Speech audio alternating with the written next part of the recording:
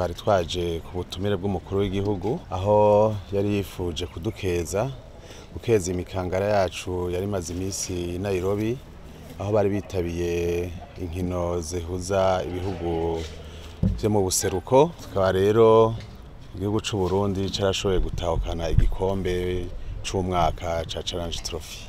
Turamubwira urugendo ngene rwagenze, turamubwira n'imigambi dufise muri kazoza, nawe akaba yashoboye kudutekerera impanuro muri rusangi z'umuvyeyi nyene, aratwemerera nuko agiye kudufata mu mugongo mu minsi iza kugira ngo turabe yuko abanonotsi bacu baguma batera imbere. Muri uku kwezi kwa12 turafise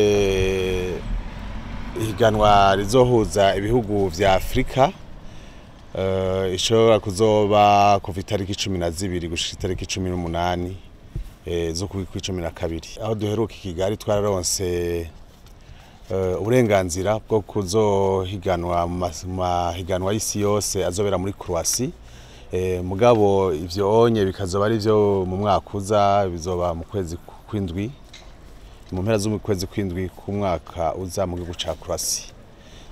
No mu vyo twamubwira vyarimwo kubera kugira dushobore kwitabira izo nkino hari ibisabwa bwa mbere, kandi akaba yatwemereye yuko vuba agiye kubikurikiranira hafi kugira ngo urugwaruka ruzoseruke rushobore guhiganwa n'ibindi bihugu ku rwego rw'isi yose. Iyindi migambi twamusavye ko dushigikiramwo, umugambi munini dufise nuwo kubaka ikibuga ca Handball.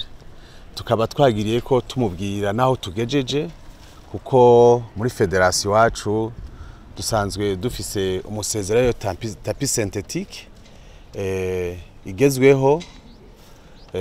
Tukaba kandi twamubwiye yuko dufise n'ikibanza, nawe yatwemereye yuko vuba agiye kuja hamwe n'ababijejwe bakaraba yuko twoshobora kuronka ico kibuga ciza gisashwe ko umusezero wa none, kugira ngo abanonotsi bacu bazoronka bakinira n'abarorerezi baronke aho bashobora kurabira imipira ataco binona.